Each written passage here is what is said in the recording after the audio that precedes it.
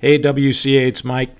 I'm going to show you guys a game today that I think I've taught more than any other game in my life. The only one I probably taught more was the famous Paul Morphy Duke of Brunswick game.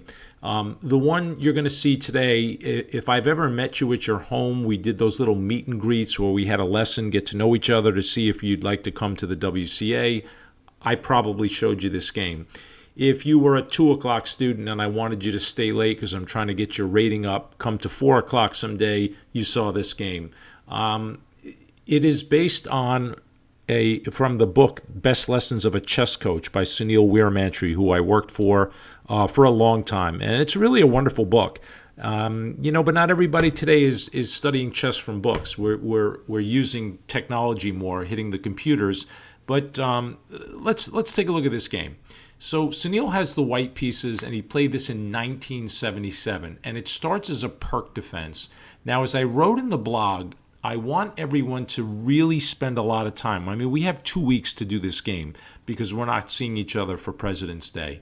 And in the Pirc Defense, Black puts a pawn on d6, inviting the big center, knight f6, attacking the e-pawn.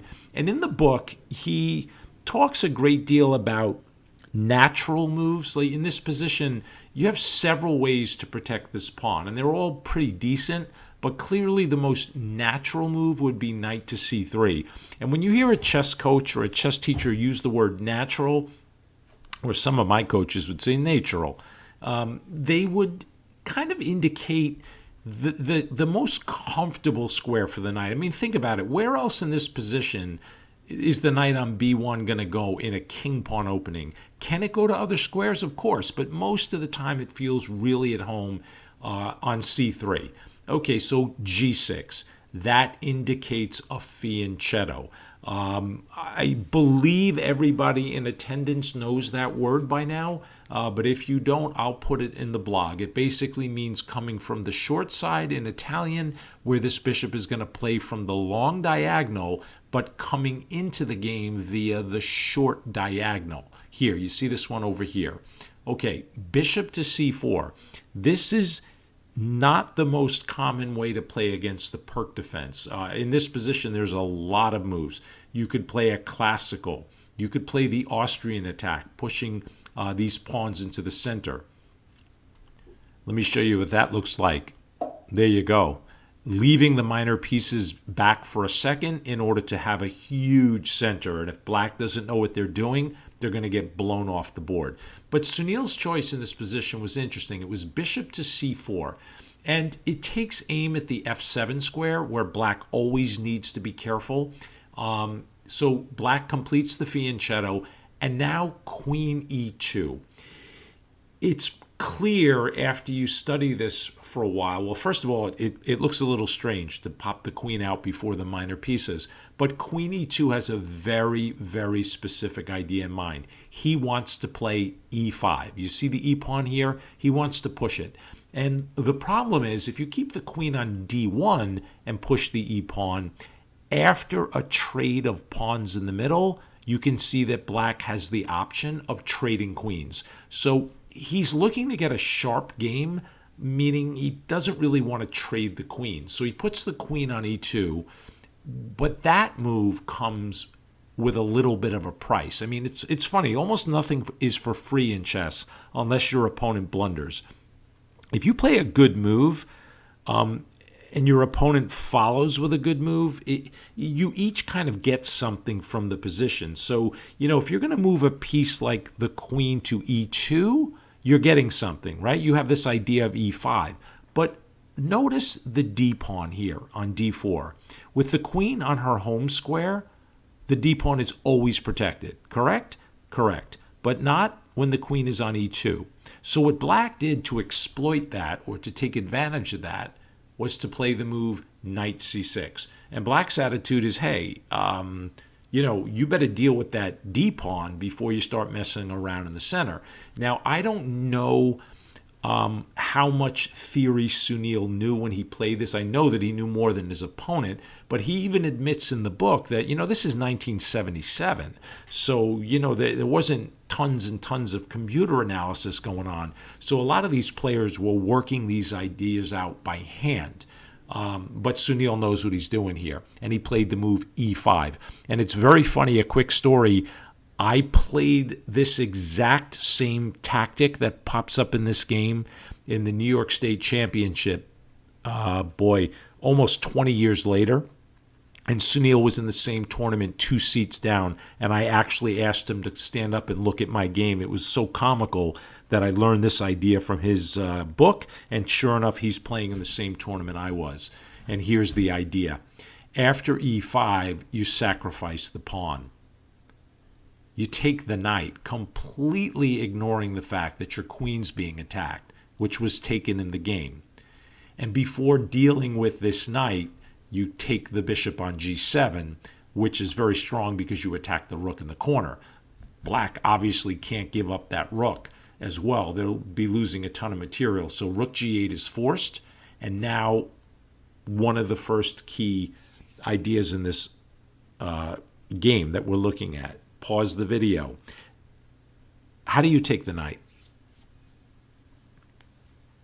So I hope everybody in the room played knight G to E2, developing another piece. It makes absolutely no sense to take with your king, and clearly you have developed minor pieces that don't want to go backwards. So if you found knight G to takes E2, fantastic.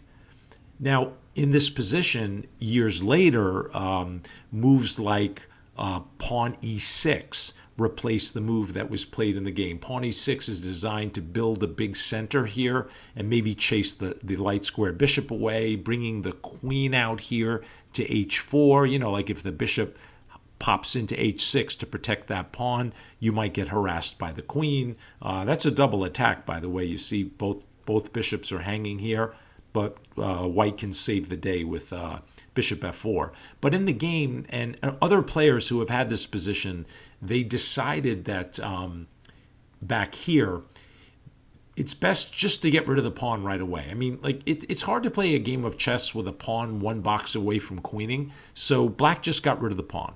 And then Sunil attacks the rook. And this was the starting point. The 4 o'clock class actually played this out. The rook ran away. We had some really interesting positions in games. But rook goes to G8. When the rook goes to G8, there was an observation that I had found after, again, teaching this game for so many years that I didn't see in the book. And it was the fact that black has all 8 of their pawns. And you would think that would benefit black. And it kind of does. I mean, it's material, and the pawns are clearly guarding squares and protecting the king and queen in the middle of the board.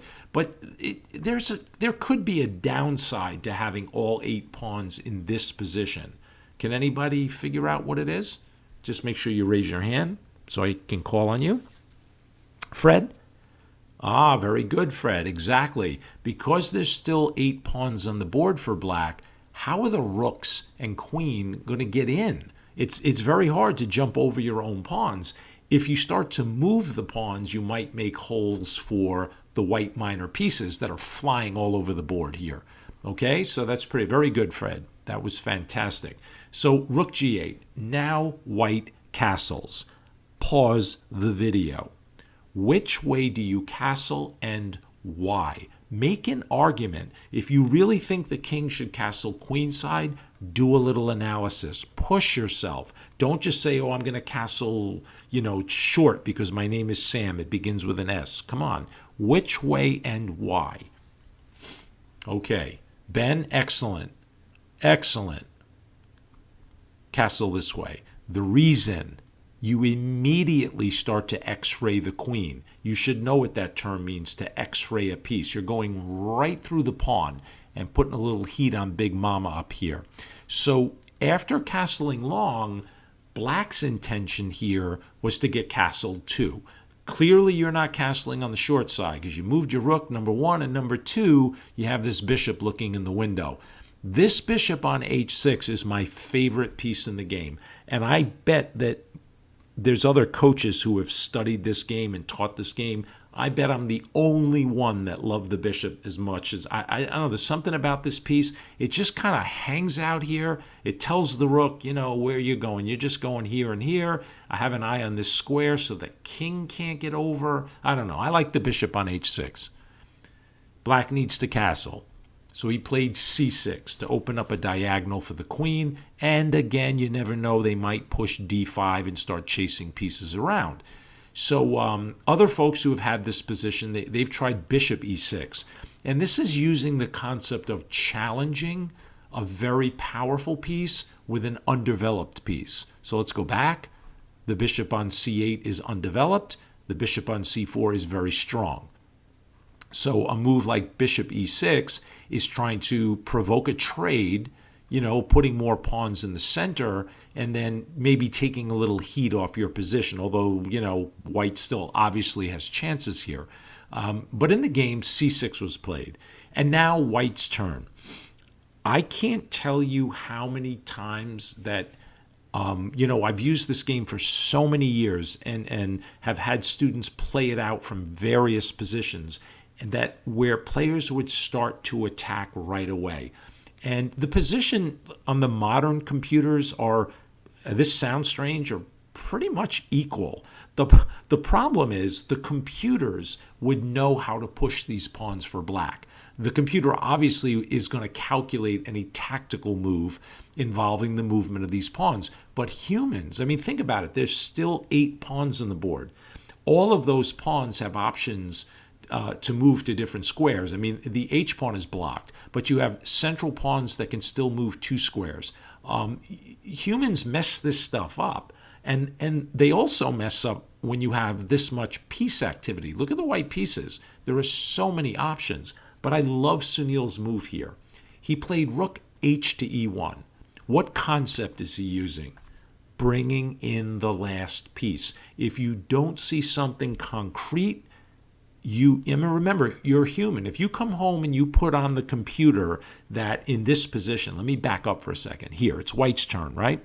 Let's say you play a tournament game and you're in this position and there's a tactic here. Now, there isn't a tactic, but let's just pretend that there was. And you didn't see it. And instead of playing the tactic, you played the move rook h to e1. You can't beat yourself up. Because if you missed the tactic, okay, you missed it, but what move did you replace it with? You replaced it with a concept move that's really good for your chess. You couldn't see something concrete. You brought the last piece into the game. I hope that makes sense. And then, just check this out. Look at the rooks x-raying the queen and the king. White is at full power. Queen c7. Getting out of the way, one more piece to develop. Hopefully black can get the king out of the middle. And now another concept. There are no tactics here yet. It looks like there should be one. But what he does here is he just improves a piece. His words from the book were, he said, I'm inching forward, which I love to hear because I call knights in the other territory a forward knight. So this knight is not quite there, but the knight is attacking squares in black's camp. But again, Sunil's a strong master, a lot of experience. What is he doing here? Go back from here, bringing in the last piece. Correct? Improving a piece. And when you make moves that keep building up, when your opponent makes a mistake, and they make one now, when they make a mistake and you're at full power, the result is usually devastating. In this position, black loses the game. And what does black do to lose the game? They play a very logical move. My opponent played the same exact move in my game, and I almost fell off my chair. There were some slight differences, but by this point in the game, it was the same exact tactic. Black plays bishop f5. Here, the light square bishop is challenging the knight, not directly. Because the knight can take the bishop can't take the knight. It's not like the two bishops looking at each other, but it creates this cool dynamic in the middle because the knight is clearly a strong centralized piece. Well, so is the bishop. I mean, the bishop is on f5. It's pointing at the king. But you see the problem here for black? It's very hard to coordinate this bishop with any other piece because the remaining black pieces, let me highlight them, are all heavy pieces or major pieces. I mean, usually they call the minor pieces, and the bigger ones, I hear heavy pieces more than major pieces. So with this bishop on f5, not quite the same threat that this knight has, because the knight has other pieces working behind it. Should we take?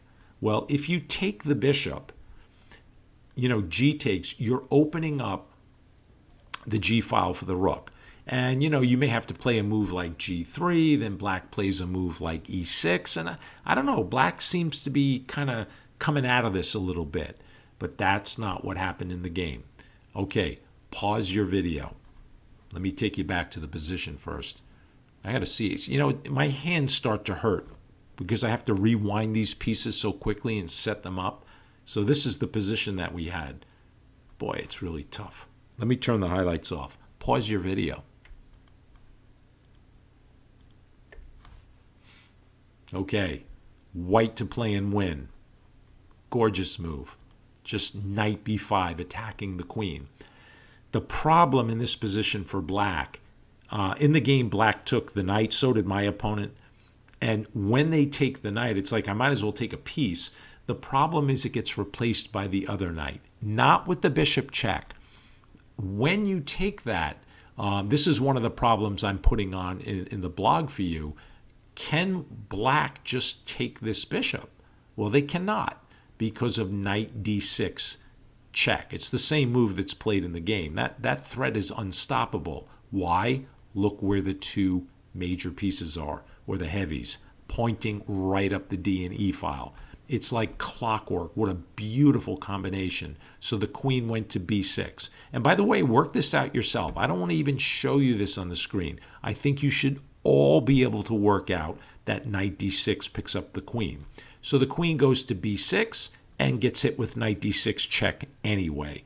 Same problem, guys. If queen takes knight, you just take it. And you're going to be up a full bishop with the king stuck in the middle of the board. Black is busted because of these pins with these rooks. So after knight d6 check, king has to come to d8. Why? Because of our hero here. I love this bishop. And I know Andrew Sr. and Jr., both Feldmans, love that bishop on h6. And right now they have no idea what I'm talking about.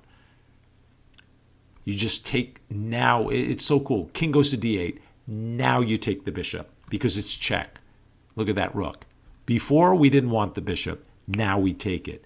King c7. Rook takes pawn check. And the white pieces are everywhere. It's such a cool position. You can play around with this. If king to b8, look at this mating attack. Our hero hits to f4, check. King c8. And now just take the f7 pawn. Why? Not only are you attacking the rook, but you open up all these light squares. If they try to grab material, bishop e6 check. Queen has to take, and I put this in the blog, forced checkmate. Well, you know what? I'm not going to show you. There's a forced mate in this position. You figure it out. Jared's already done it. How amazing is that kid? Kavya, fantastic. Awesome. You guys are the best. How do I know who's getting this, by the way? I'm not telling you. But I know. Luca, don't pull your sister's hair. All right, you guys know how we got to this position? Let's look at it again. Knight takes d6 check. King d8. Discovered check. You're taking a piece with a discovered check. It's a monster. King c7. Rook takes. King came out. Rook d6 check. King c5. Black resigned here, by the way, but if the game had continued, we don't want the queen, by the way. We want the king. Check. Let him take the bishop. b3 check. No way to stop mate. If you go to c3, mate in 1. Pause the video. Very good. Both Gabes got that. Excellent. Let's go back. You give a check. If the king goes to b4, nice little quiet move, king b2. And you guys can mess around with this. I mean, almost everything is winning. I don't want to give you every detail because I have to cut the video at 20 minutes. Yeah, I'm on a timer. Queen c5 to like block the rook to give the king a square, but just bishop d2 check, king b5, and I think there's at least 3 maiden ones that I see, maybe more. Let's use the knight. What do you think of that game? You guys are the best.